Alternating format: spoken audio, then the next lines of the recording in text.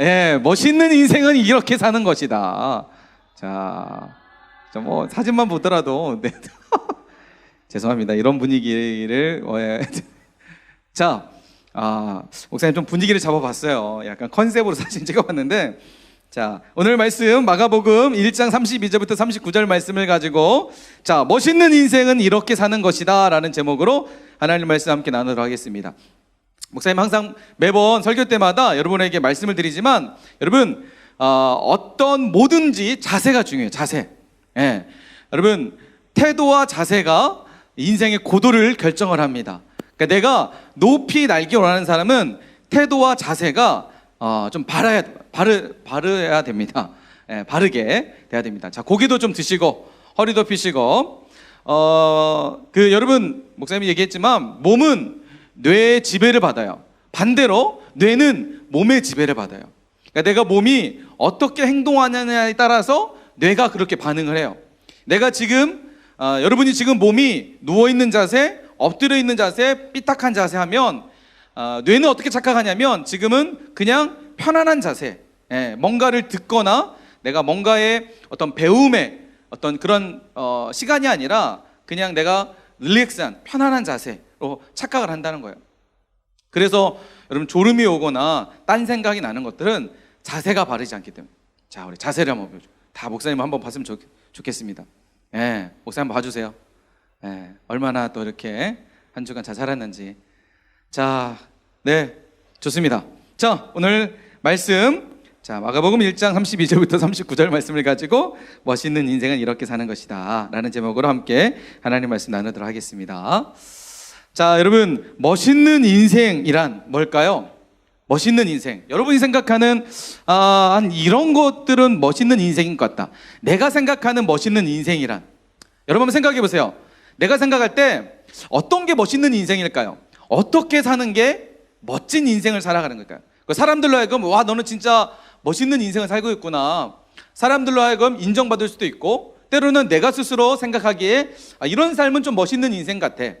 물론 지금 여러분은 그런 삶을 살아가는 친구들도 있을 것이고, 내가 아직 꽃을 피기에는 아직 멀어서 아직 멋진 인생은 아닌 것 같아. 그러나 앞으로 나는 이렇게 살아갈 거야. 그래서 나는 이렇게 멋진 인생을 살고 싶어. 나름대로 꿈을 꾸는 사람들도 있을 거라 생각이 돼요. 자, 여러분이 생각할 때 어떤 게 과연 멋진 인생일까요? 많은 사람들은 보통 멋진 인생, 멋있는 인생 하면 이런 걸 꿈꿀 거예요.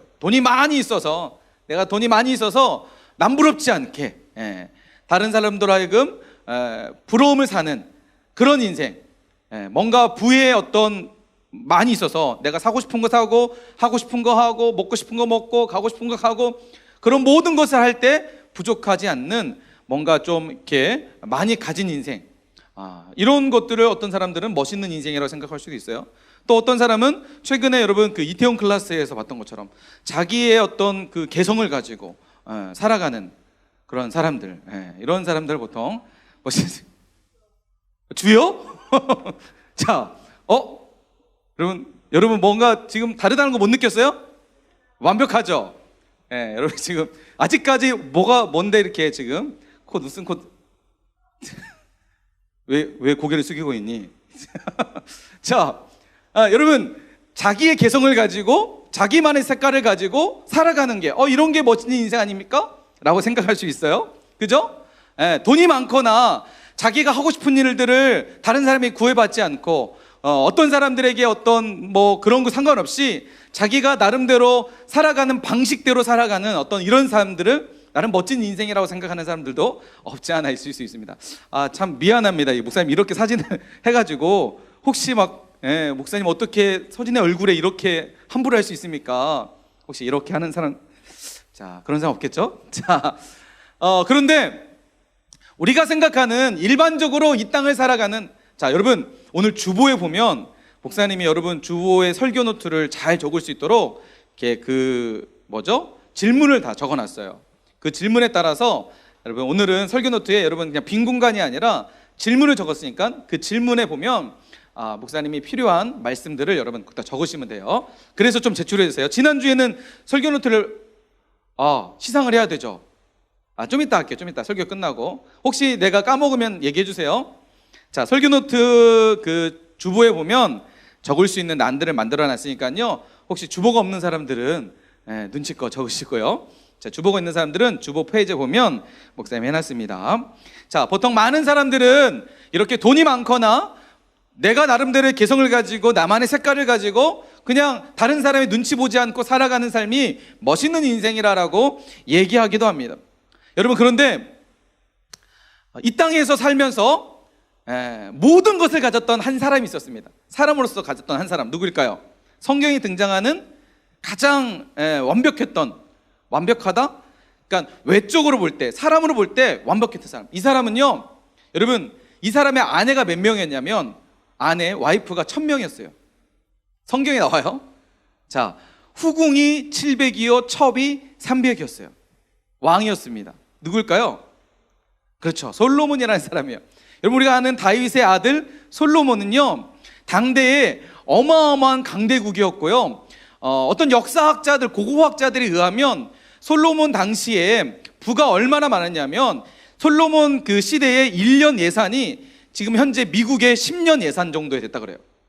그러니까 전 세계적으로 가장 부자인 나라가 미국이라면 그 미국이란 나라의 10년치 예산이 솔로몬 당시의 1년 예산이었다는 거예요. 그 정도로 막강한 부와 그다음에 권력과 다윗이 쌓아놓은 어떤 군사력 뿐만 아니라 여러분, 후궁이 700이고 첩이 300이에요. 1000명의 아내를 데리고 있던, 여러분, 이런 왕이었던 바로 사람이 솔로몬이었습니다. 우리가 생각하는 외적인 요소를 다 완벽하게 갖고 있던 사람이 바로 솔로몬이에요. 그런데 이 솔로몬이 노년 때에 전도서를 기록하는데 그 전도서에 뭐라고 기록하냐면 이렇게 기록해요.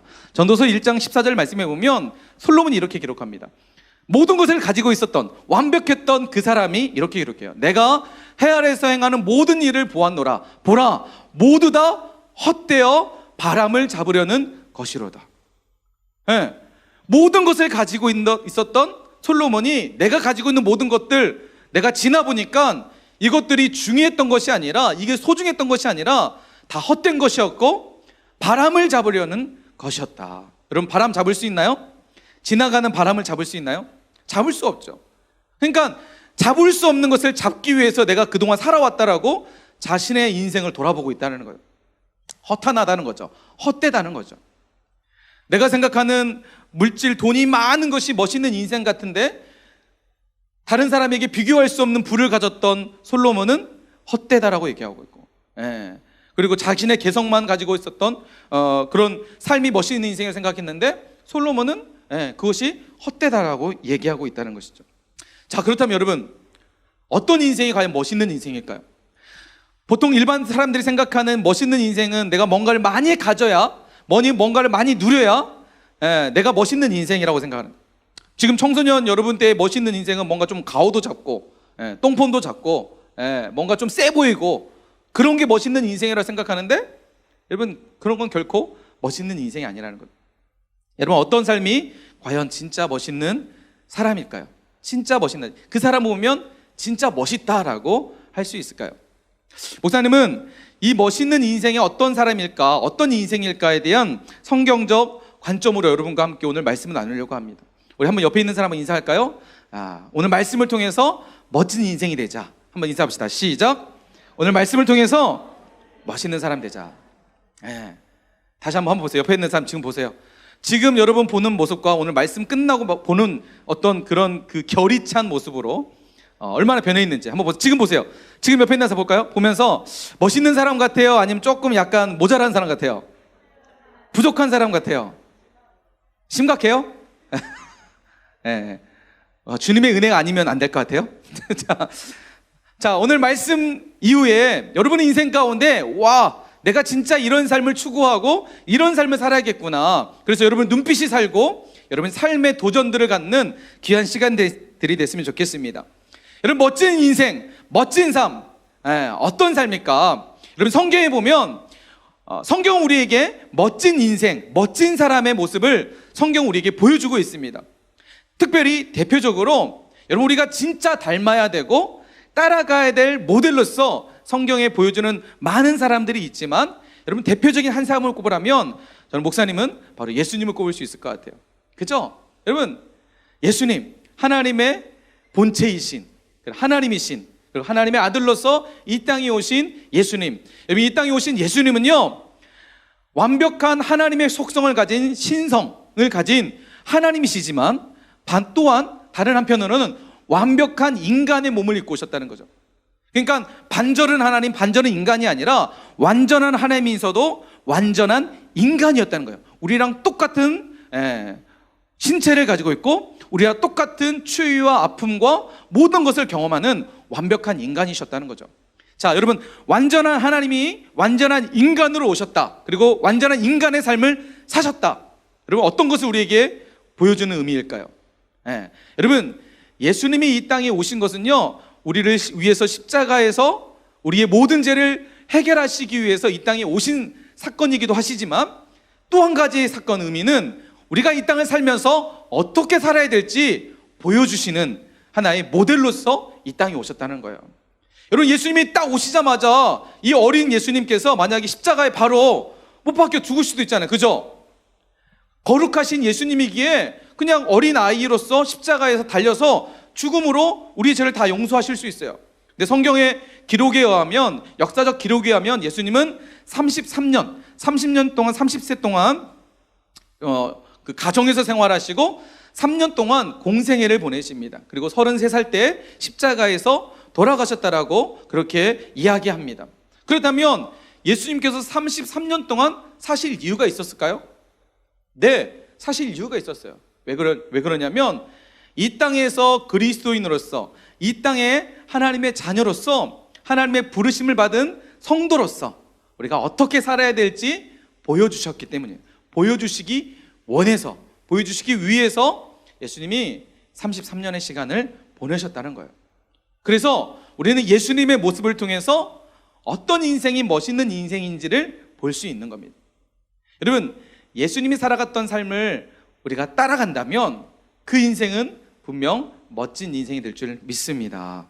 자, 그렇다면 예수님께서 이 땅에 어떤 삶을 사셨을까?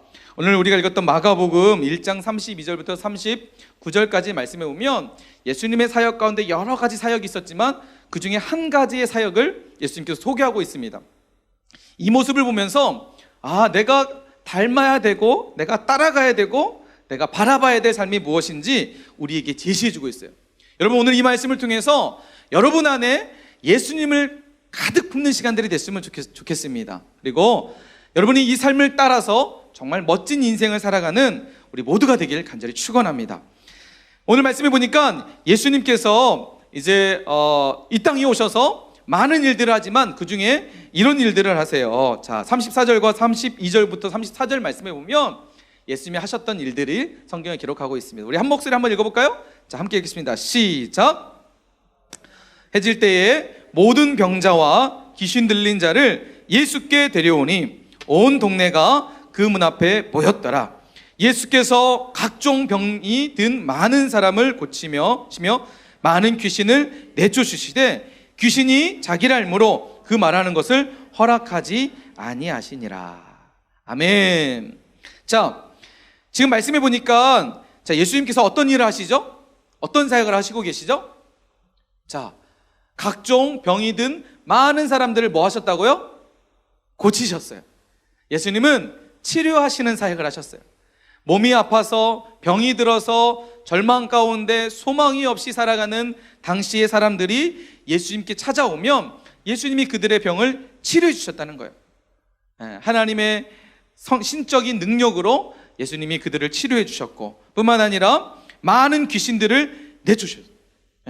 귀신이 들려서 성경에 보니까 귀신이 들려서 막 불 속에도 들어가고 물 속에 들어가게 하고 그런 귀신 들린 자들을 치료해 주셨어요.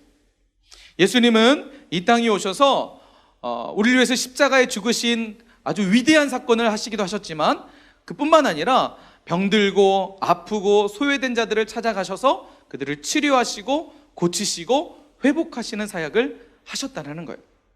다시 말해서 예수님은 우리의 필요를 채워주시고 우리 상한 마음을 회복시켜주시고 다시 이 땅 가운데 희망을 쫓아 살아갈 수 있는 그런 사람으로 우리를 만들어 가셨다는 거예요. 자, 근데 말씀해 보니까 그 32절 그 위에 보세요. 예수님께서 이런 사역을 언제까지 하셨냐면 하루 동안 아침부터 해가 저물어 해질 때까지, 해가 져서 어두워질기까지 예수님은 쉬지 않고 많은 사람들이 찾아올 때마다 예수님이 이 사역을 하셨다는 거예요. 틈틈이 중간중간 사역한 것이 아니라 그냥 하루 종일 사람들을 만나고 그들과 교제하고 그들을 치료하고 때로는 하나님의 말씀을 전하시고 이런 사역을 하셨다는 거예요. 여러분, 사람을 상대한다는 게 얼마나 피곤한지 아세요? 예? 여러분, 그냥 어떤 하나의 일을 하는 것보다 사람과 만나서 사람과 함께 뭔가를 사역을 한다는 것은 매우 피곤한 사역이에요.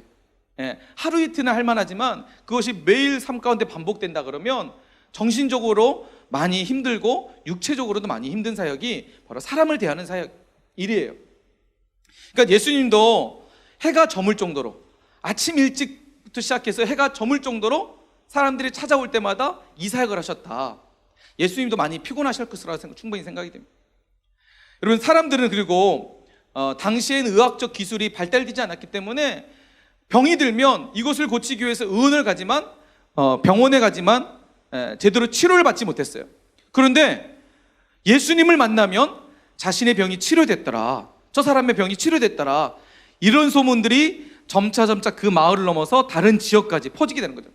그러니까 오랫동안 병이 앓고 있던 사람들은 예수님을 한번 볼 수 있다면 자신의 병을 치료할 수 있을 텐데, 이런 마음을 가지고 찾아왔다.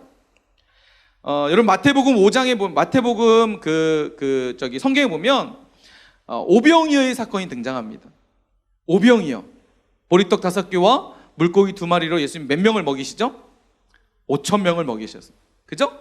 그런데 거기 성경에 보니까 성인 남자만 5,000명이고 여자와 아이의 숫자는 제외된, 그러니까 여자와 아이의 숫자를 합치면 10,000명에서 20,000명 되는 사람들이 예수님께 찾아왔다는 거예요.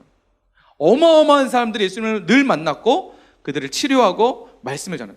그러니까 피곤했다는 거죠. 예수님도 피곤하시고 졸리시고, 그죠? 지금도 설교 가운데 막 조는 친구들 있어요. 예수님처럼 어저께 열심히 사역을 하셔서 자, 여러분, 예수님도 피곤하셨을 거예요. 저녁 늦게까지 이 사역을 하면 당연히 피곤할 수 있습니다. 그런데 놀라운 사실은 이렇게 피곤함 가운데도, 이렇게 하루를 정말 빡빡하게 분주하게 보내는 상황 속에서도 예수님은 빼놓지 않고 하셨던 일이 35절 말씀에 보면 새벽 아직도 밝기 전에, 아침 해가 뜨기 전에 예수님은 일어나셔서 한적한 곳으로 가서 거기서 뭐 하셨다고요? 뭐 하셨다고요? 기도하셨다는 거예요. 여러분, 예수님 사역 가운데 예수님은 꼭 반드시 기도를 빼놓지 않았다는 거죠. 기도하셨다는 거예요. 근데 여러분, 목사님 이 말씀을 보면서 한 가지 생각이 됐어요. 여러분, 예수님이 기도가 필요하실까요? 예수님 왜 기도하셨을까요? 왜 기도하셨을까요? 예수님 기도가 필요해서? 여러분, 예수님은 좀 전에 목사님이 얘기했던 것처럼 완전한 하나님이시고 완전한 인간이셨습니다. 완전한 하나님이신 그 예수님께서 기도가 필요했을까?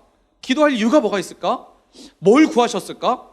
예수님이 능력이 없어서 죽은 사람도 살리시는 능력이 예수님 안에 있는데 예수님이 뭐가 부족해서 기도하셨을까? 여러분, 예수님은 새벽 일찍 일어나서 밝기 전에 기도하셨다. 또 한 가지는 예수님이 새벽에 일어나지 않고 그냥 한낮에 저녁에 기도하실 수 있는데 왜 새벽에 기도하셨을까? 이런 다양한 의문점들이 생깁니다. 근데 목사님이 여러분 서두에 여러분이 말한 것처럼 예수님이 33년을 사신 이유는 한 가지예요. 우리에게 본을 보이시려고, 우리가 이 땅을 어떻게 살아가야 되는지 보여주시기 위해서 살아가셨다는 거죠. 여러분, 예수님 왜 기도하셨을까요? 우리가 기도해야 된다는 것을 가르쳐 주시기 위해서. 왜 새벽에 기도하셨을까요? 여러분, 한낮에와 저녁에는 어떨까요? 한낮에는 여러분, 예수님이 사역을 해야 돼요. 사람들을 만나는 일들을 해야 돼요. 그때 기도할 수 있는 시간이 여유치 않아요. 저녁은요, 하루 종일 쭉 보내다 보면 저녁에는 뭐가요? 육신으로는 피곤이 찾아와요. 피로가 와요. 기도에 집중이 안 돼요. 그리고 여러분, 하루를 시작하는 첫 시작을 하나님과 교제하고 하나님과 기도함을 통해서 내가 이 하루를 어떻게 살아야 될지 그렇게 시작하도록 하나님께서 새벽에 기도하셨다는 거예요. 여러분, 그래서 우리가 새벽에 기도하는 거 정말 중요해요. 혹시 우리 친구들 중에서 새벽에 기도하는 사람 있어요? 새벽에 교회 나와서 기도하는. 교회는 나오지 않지만 혹시 가정에서 저는 새벽에 일어나서 기도합니다. 혹시 있나요? 있지만 혹시 손을 안 들고 부끄러워서. 네. 여러분, 혹시 그러지 못하는 친구들이 있다면 토성축제라도, 여러분 토성축제라도 우리가 꼭 나왔으면 좋겠습니다. 예수님 우리에게 삶을 보여주시기 때문이죠. 여러분, 기도는 예수님 우리에게 보여주신 귀한 사역이에요. 예수님은 이 땅에 오셔서 바쁜 와중에도, 피곤한 와중에도 저녁 늦게까지 사역을 하셨지만 피곤했을 거예요. 그 다음에 졸렸을 거예요. 그런데 그럼에도 불구하고 새벽을 깨워 하나님 앞에 기도하는 삶을 사셨다는 거죠. 기도 없는 사역을 하지 않았다는 거죠. 기도 없는 삶을 사시지 않았다는 거예요. 여러분, 예수님의 사역의 중요한 한 가지 원리, 기도라는 거예요. 자, 그리고 예수님께서 이렇게 새벽에 기도하자 오늘 우리가 읽었던 36절, 37절 말씀해 보니까 어떤 일이 벌어지냐면, 자, 시몬과 및 그와 함께 있는 자들이 예수의 뒤를 따라가며 만나서 이르되 모든 사람이 주를 찾나이다 라고 얘기합니다. 자, 예수님이 기도하는 곳을 누가 찾아오냐면 예수님의 제자였던 시몬과 그다음에 몇 명의 제자들이었을 것 같아요. 그 제자들이 아침에 일어나 보니까 예수님이 안 계시는 거야. 그런데 제자들은 알고 있었어. 예수님이 어디 가신지를 알고 있었던 거야. 왜요? 예수님은 오늘 본문에 나오는 새벽에 일어나서 기도했다는 것은 그날 하루만이 아니라 매일같이 그렇게 기도하셨다는 거예요. 그래서 제자들은 일어나자마자 예수님 기도하러 가셨구나. 그래서 예수님이 계신 곳을 찾아간 거예요. 왜 찾아갔을까요? 여러분, 제자들이 예수님 왜 찾아갔어요? 뭐 하기 위해서? 같이 기도하기 위해서 찾아갔나요? 아니면 뭐 때문에 찾아갔나요? 말씀 보세요. 말씀 보면 제자들이 왜 예수님께 찾아가죠? 자, 누가 말하는 사람이 지금 약간 분위기가 목사님이 되게 지금 여러분에게 자장가를 들려주는 것처럼 약간 가을 날씨가, 그죠? 일교차가 심하니까 막 춥다가 막 더워지니까 졸음이 오는 것 같아요. 자, 이제 여러분의 졸음을 이기기 위한 문화상품권을 드리도록 하겠습니다. 자, 여러분, 제자들이 왜 예수님 찾아갔죠? 뭐 하기 위해서? 말하는 사람 다 줘야겠다. 뭐 하기 위해서? 왜 찾아갔어요? 제가 안 찾아갔는데요. 제가 안 했어요. 혹시 뭐 말씀 봐봐요. 자, 제자들이 왜 예수님 찾아가냐면, 자, 그 전날까지 사람들이 막 오다가 치료받았잖아요. 사역했잖아요. 근데 날이 저무니까 도저히 사역을 할 수 없으니까 제자들이 아무래도 말렸겠죠. 여보시오, 여러분 지금 날이 어두웠으니까 내일 아침에 다시 일찍 찾아오십시오. 예수님도 이제 좀 쉬셔야 될 것 같습니다. 해서 그 사람들과 잠깐 이제 떨어졌겠죠. 그리고 새벽 해가 뜨자마자 다시 사람들이 찾아온 거야. 자신들의 병과 자신들의 문제를 해결받기 위해서 찾아온 거예요. 찾아오니까 사람들이 막 이제 제자들을 깨웠겠죠. 예수님 어디 계시냐고. 예수님 앞에 빨리 나의 병을 좀 치료해달라고 좀 얘기해 주십시오. 라니까 제자들이 일어나서 예수님을 찾아간 거예요. 예수님이 찾아가가지고 예수님 큰일 났습니다. 어저께 왔던 사람들이 오늘은 떼거지로 더 많은 사람들이 찾아왔습니다. 예수님 빨리 내려가셔서 저 사람들의 아픔과 저 사람들의 병을 치료해 주십시오. 이것을 요청하기 위해서 예수님께 찾아갔던 거예요. 말씀해 보니까 그래서 모든 사람이 주를 찾나이다 라고 얘기하는 거예요. 자, 이렇처럼 많은 사람들이 그 다음 날에도 예수님 찾아왔고, 자, 그런데 오늘 말씀해 보면 예수님께서 어떻게 행동하시냐면 38절 말씀 보세요. 이르시되, 예수님 말씀하시는 거예요. 우리가 다른 가까운 마을로 가자. 거기서도 전도하리니 내가 이를 위하여 왔노라 하시리니. 자, 여러분, 지금 예수님의 인기가 하늘을 지금 치솟고 있는 거예요. 많은 사람들이 예수님 하면서 예수님께 찾아오는 거예요. 5,000명, 10,000명, 20,000명이라는 사람들이 예수님. 당시 예수님은 오늘날로 따지면 약 BTS보다, 여러분, 저기 방탄보다 더 인기가 많을지 몰라요. 사람들이 막 미어 터질 정도로 예수님이 가는 곳이라면 다 찾아올 정도로 인기가 하늘로 치솟고 있었던 시대였어요. 그런 인기를 경험한 사람들은 그런 인기를 계속해서 누리고 싶어 해요. 목사님 같았으면 사람들이 봤을 때 그래? 알았어 하고 사람들이 찾아갔을 거예요. 그런데 예수님은 지금 뭐라고 하시냐면, 아니야, 나는 그 사람들에게 가지 않을 거야. 우리 다른 마을로 가자. 거기서도 내가 전도를 해야 돼. 내가 이것 때문에 온 거야 라고 말씀하고요. 지금 많은 사람들이 찾아왔는데 예수님은 그들에게 가지 않고 다른 마을로 가고 계신다는 거예요. 가자라고 말씀하고 있다. 뭐 때문에 그러실까요? 왜 예수님은 그들에게 가지 않고 다른 마을로 가시게 된 것일까요? 여러분, 예수님은 어떤 삶을 사셨냐면, 예수님은 상황과 환경에 따라 살지 않으시고, 예수님은 분명한 목적을 가지고 이 땅에 오셨고 그 목적을 따라 사셨다는 것을 알 수 있습니다. 지금 상황과 환경은 그 사람들에게 찾아가서 필요를 채워주는 것이 지금 상황에서 해야 될 일이에요. 그런데 예수님은 그런 상황에 따라서 살아가는 삶을 사신 것이 아니라 무엇을 위해 사셨냐면, 목적, 이 땅에 오신 분명한 그 목적을 위해서 예수님 사셨다는 거예요.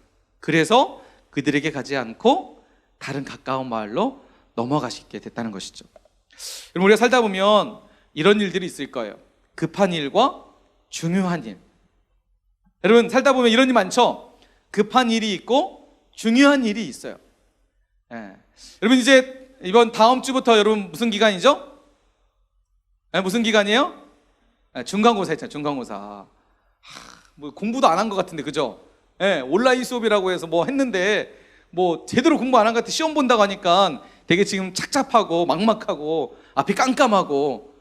그래서 오늘 교회 나올까 말까, 도서관도 못 가죠. 교회 나올까 말까, 공부할까 말까, 이렇게 지금 엄청 고민한 친구들이 있을 거예요. 당장 코앞에 이제 시험이니까 무슨 일이에요? 급한 일이에요. 그죠? 급한 일이에요. 그런데 여러분, 예배는 무슨 일이에요? 예배는 무슨 일이에요? 중요한 일이에요. 자, 중요한 일과 급한 일에 충돌이 생겼을 때 여러분은 어떤 것을 하나요? 지금 코앞에 있는 시험, 급해요. 자, 시험은 중요하지 않다는 게 아니에요. 그런데 지금 코앞에 있는 시험, 급한 일이에요. 그런데 예배는 중요한 일이에요. 우리는 늘 이 갈등 속에서 살아갑니다. 여러분, 오늘 말씀해 보면 예수님의 이 상황은 어떤 일이에요? 사람들이 찾아왔어요. 지금 당장 사람들에게 내려가야 돼요. 그건 급한 일이에요. 그죠? 그런데 예수님은 급한 일을 선택하지 않으시고 무슨 일을 선택하셨어요? 중요한 일을 선택하셨다는 거예요. 예수님이 이 땅에 오신 목적을 따라서 해야 될 중요한 사역을 위해서, 사명을 위해서 갔다는 거예요. 여러분, 지금 우리 매주 저녁 예배마다 한 3주 됐나요? 담임 목사님께서 저녁 예배 때 스티븐 코비의 성공하는 사람들의 7가지 습관이라는 책의 내용을 가지고 말씀을 좀 전해주고 계세요. 여러분, 저녁 예배 많이 나왔으면 좋겠어요. 성공하는 사람들의 7가지 습관. 성공하는 사람들은 7가지 습관이 있대요. 그 7가지 습관 때문에 대부분의 성공한 사람들이 이 7가지 습관을 따라 살았다는 거예요. 자, 그 중에 한 가지가 4가지의 일의 우선순위가 있대요. 성공하는 사람들은 이 4가지 우선순위를 정확하게 철저하게 지킨대요. 자, 첫 번째는요, 중요하고 급한 일. 가장 우선순위에 중요하고 급한 일을 먼저 해결한다는 거죠. 두 번째는요, 중요하고 덜 급한 일. 세 번째는 어떤 일일까요? 덜 중요하지만 급한 일. 네 번째는요, 덜 중요하고 덜 급한 일. 내가 오늘 하루를 사는 동안에 내가 만나는 모든 삶의 그 순간, 시간 속에서 이 4가지의 원칙을 잘 지켰다는 거죠. 그러니까 가장 먼저 해야 될 일이 뭐예요? 중요하고 급한 일을 먼저 하는 거예요.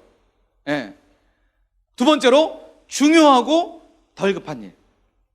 근데 많은 사람들이 어디에서 많이 헷갈려 하거나 실패를 하냐면 2번과 3번에서 실패하는 거예요. 중요하고 덜 급한 일. 그러니까 중요한 일을 먼저 해야 되는 거예요. 그 다음에 덜 중요하고 급한 일. 그런데 많은 사람들은요, 2번과 3번이 바뀐대요. 3번이 2번으로 간대요. 급한 일 먼저 한다는 거죠.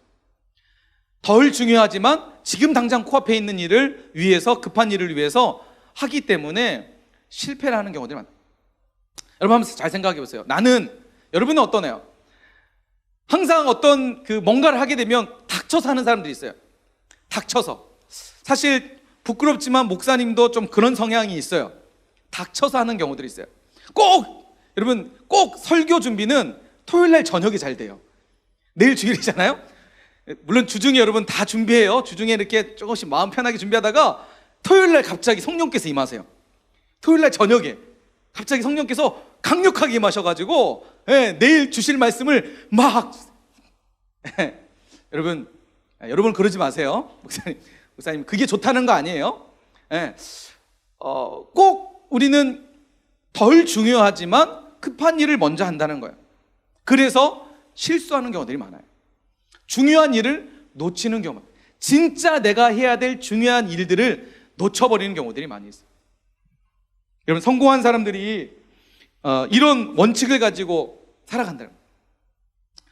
근데 우리 삶을 보면 우리도 이런 부분을 시험 기간만 되면 꼭 코앞에 되면 그죠? 벼락치기. 그런데 시험이 있다고 여러 가지 핑계를 대면서 내가 정작 해야 될 중요한 일들을 놓쳐버리는 경우들이 있어요. 여러분 예수님은 급하고 당장 지금 급한 일이지만 예수님은 그 급한 일 대신 뭐 하셨어요? 새벽 일찍 일어나서 기도하셨어요. 그것이 중요하기 때문에, 그것이 예수님의 사역 가운데 중요한 사역이기 때문에, 뿐만 아니라 많은 사람들이 찾아왔을 때 그들을 만나고 그들을 교제하기보다 예수님은 다른 마을로 가서 전도하셨어요. 상황과 환경에 휩쓸리지 않고 오히려 상황과 환경을 지배하시면서 목적을 따라 살아가셨어요. 중요한 일을 위해서 따라갔다는 거예요. 여러분 보세요. 그래서 예수님께서 어떤 일을 하셨느냐? 예수님이 생각하셨던, 예수님이 이 땅에 오셔서 목적을 가지고 사셨던 그 목적이 뭐냐? 그 목적이 분명하니까, 여러분 그 목적이 뚜렷하니까 예수님은 상황과 환경에 휩쓸리지 않아요. 지금 상황과 환경이 매우 급박한 일이 있을지라도 예수님은 그것 때문에 마음이 흔들리지 않아요. 왜요? 예수님은 분명한 목적이 있었기 때문에. 여러분 목적이 있는 사람과 목적이 없는 사람은 차이가 있어요. 여러분 길을 가다가도 목적지를 내가 두고 가는 사람과 목적지가 없는 사람은 어떤 차이가 있을까요? 확연한 차이가 있겠죠. 목적지가 없는 사람은 자꾸만 흔들려요. 길을 보다가 이 길이 더 좋은데 그 길로 가요. 왜요? 목적지가 없기 때문에, 목표가 없기 때문에. 그렇죠? 그런데 목적지가 있는 사람은 지금 당장 내 앞에 돌밭이라도 자갈밭이라도 목적지가 분명한 사람은 그 길을 그냥 가볍게 지나갈 수 있어요. 자, 예수님은 분명한 목적을 가지고 이 땅에 오셨습니다. 예수님이 이 땅에 오신 목적이 뭘까요? 자, 수많은 사람들의 요청과 제자들의 어떤 이런 요청에도 불구하고 흔들리지 않고 예수님은 그 사람들이 찾아가지 않고 다른 마을로 가시는 이유가 성경에 기록하고 있죠. 자, 뭐라고 기록하냐면 거기서도 전도하리니 내가 이를 위하여 왔노라. 여러분 예수님이 이 땅에 왜 오셨다고요? 여러분 이 땅에 예수님께서 왜 오셨다고요? 오신 이유가 뭐라고요? 뭐 하기 위해서? 뭐 하기 위해서? 자, 크게 해주세요. 뭐 하기 위해서? 전도하기 위해서. 예수님은 이 땅에 병 고치고 치료한 사역들 물론 하시기에 오셨지만 그것은 목적이 아니에요. 분명한 목적이 아니에요. 진짜 목적은 전도하기 위해서. 사람들을 왜 치료했을까요? 사람들의 귀신을 왜 쫓아냈을까요? 뭐 하기 위해서? 전도하기 위해서. 하나님 나라 복음을 전하기 위해서. 생명님 복음, 생명의 복음, 이 복음이 그들 안에 심겨져야 영원한 생명을 누릴 수 있는, 지금 육신의 질병으로 고통당하지만 그것이 전부가 아니라 그보다 더 가치 있는 일, 잠깐 내 몸이 회복되고 살아나고 병에서 치료되는 거, 여러분 중요한 일이에요. 그러나 여러분 인간은요 평생 그렇게 살지 않아요. 언젠가 되면 또 질병이 찾아오고, 마치 코로나처럼 비슷하죠. 코로나 때문에 우리가 지금 매우 고통당하고 있잖아요. 그죠? 어려움 당하고 있잖아요.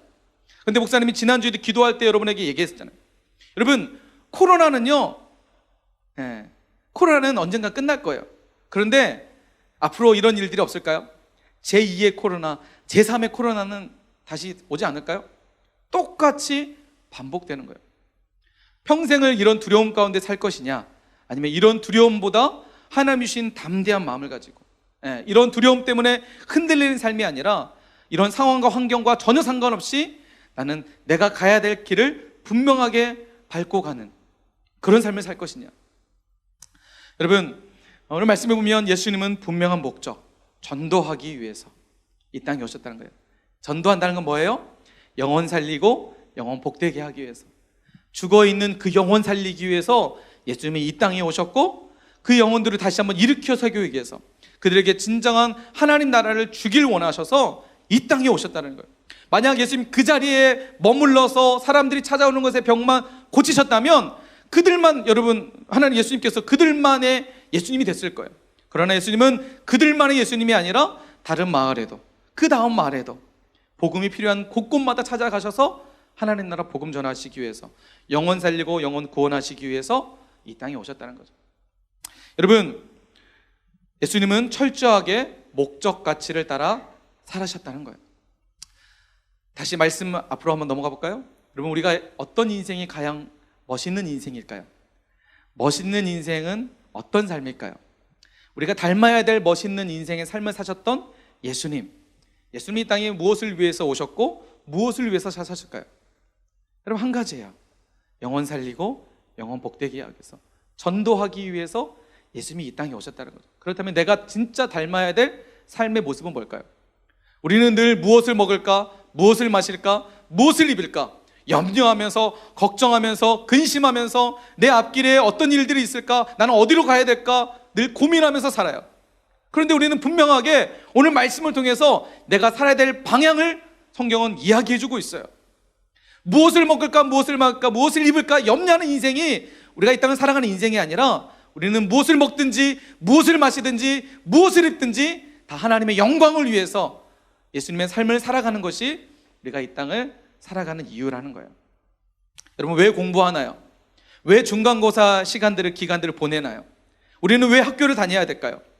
우리는 앞으로 내가 머지않아 성장했을 때 어떤 꿈을 꾸는 이유가 뭘까요? 모든 이유는 한 가지예요.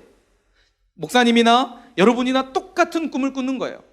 예수님이 이 땅에 오셔서 살았던 그 삶, 영혼 살리고 영혼 복되게 하기 위해서 이 땅을 살아가는 거예요. 여러분, 지난 한글날 10월 9일날 여러분, 목사님이 그 휴일이었기 때문에 조심스럽게 한 곳을 다녀왔어요. 어디 다녀왔냐면, 여러분, 여기 신안에 가면 그 12사도 순례길이라고 혹시 들어봤어요? 네, 거기 다녀왔어요. 거기 보면 소학도가 있고 대기점도 뭐 소기점도 뭐 이렇게 섬으로 이루어져 있는데, 그 섬으로 이루어진 곳에 12사도의 이름을 딴 약간의 어떤 교회당, 예배당이 이렇게 만들어져 있어요. 아주 정말 여러분 꼭 강추입니다. 한번 꼭 가보세요. 근데 놀라운 사실은 거기를 중심으로 그 옆에 병풍도라는 또 섬이 있어요. 이 섬, 통틀어서 이 섬에 한 80가구 정도 산대요. 80가구 정도 살고 있는데, 여러분, 놀라운 사실 뭔지 아세요? 그 섬의 80%가 기독교인들입니다. 여러분, 80%예요. 이해되세요? 여러분, 목포는 약 23%, 20 이렇게 중반대의 퍼센테이지가 기독교인인데, 그 섬마을은 80%가 여러분 기독교인이래요. 여러분, 목사님 가서 사진 찍은 거예요. 저 병풍 들어가서 거기 동네 할머니가 앉아있길래 찾아가가지고, 할머니 안녕하세요, 저 목포에서 왔어요 하면서 할머니 이렇게 만나서 얘기했어요. 할머니 하면서 얘기하다가, 진짜 사실일까? 그래서 할머니 혹시 교회 다니세요? 그러니까 할머니가 뭐라고 한 줄 아세요? 아이고, 우리 마을은 교회 안 다니면 안 돼, 이거예요. 우리 마을은 뭐예요? 교회 안 다니면 안 돼. 할머니가 이런 얘기를 하더라고요. 예전에 어떤 우리 마을에 한 가구만 교회를 안 다녔대.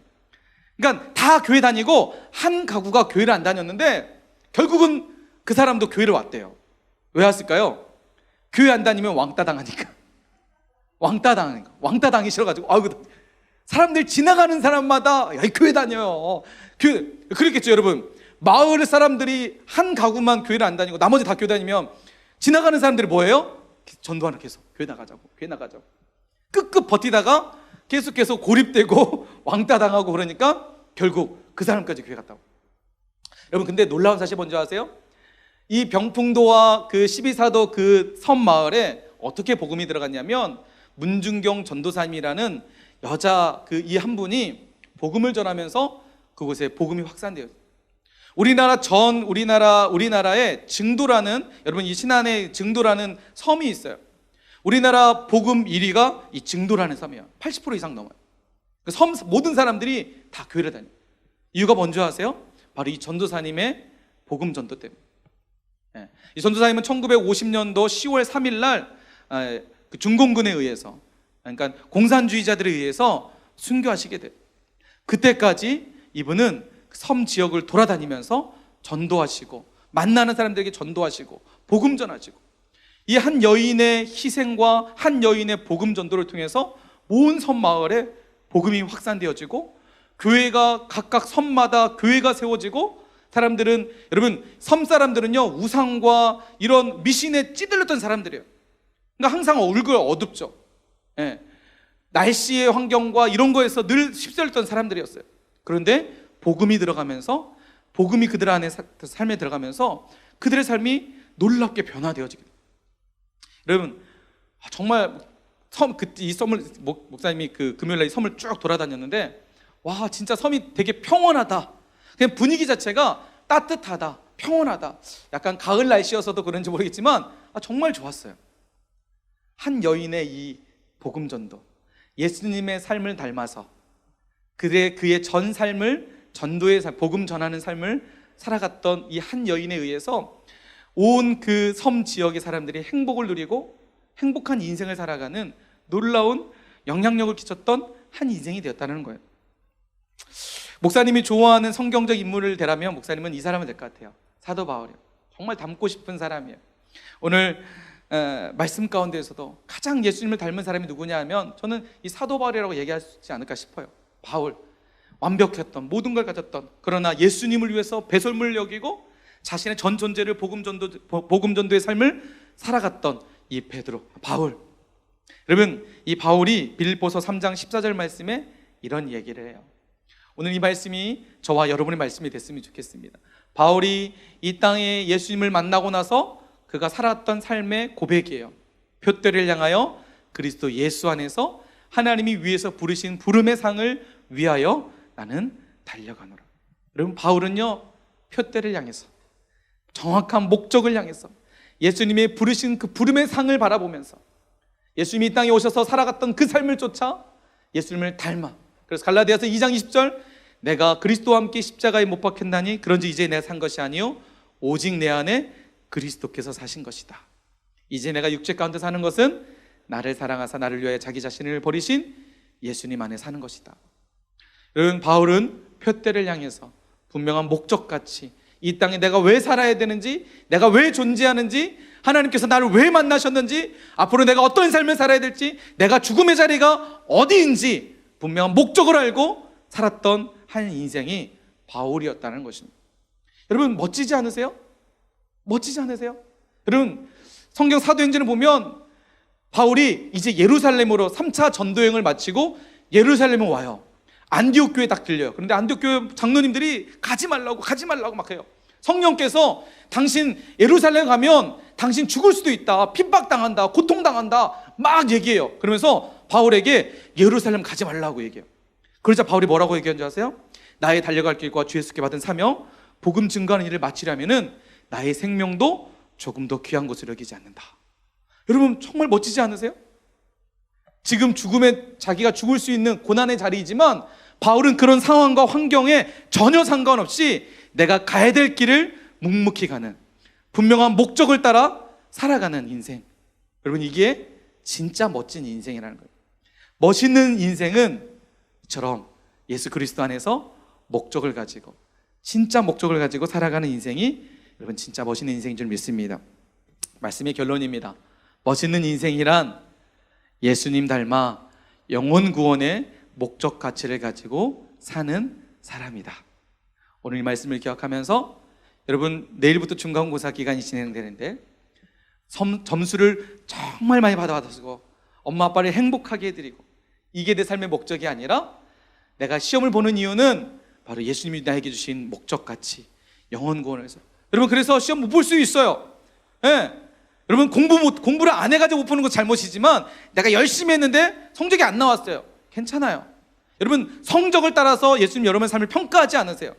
내가 분명한 목적을 가지고 시험의 자리에 나가고, 내가 분명한 목적을 가지고 공부의 자리에 나간다면 여러분, 그것을 통해서 하나님은 여러분의 인생을 성적으로 만들어 가시는 것이 아니라 그 목적 가치를 통해서 바울과 같은 멋진 인생으로, 예수님이 이 땅에 오셨던 살아갔던 그런 멋진 삶으로 여러분을 만들어 가실 줄 믿습니다. 여러분 꼭 기억하시고 한 주간 여러분 인생 가운데 정말 멋진 인생이 무엇인지 여러분의 삶을 통해서 멋지게 보여줄 수 있는 우리 모두가 되시길 주님의 이름으로 간절히 축원합니다. 아멘.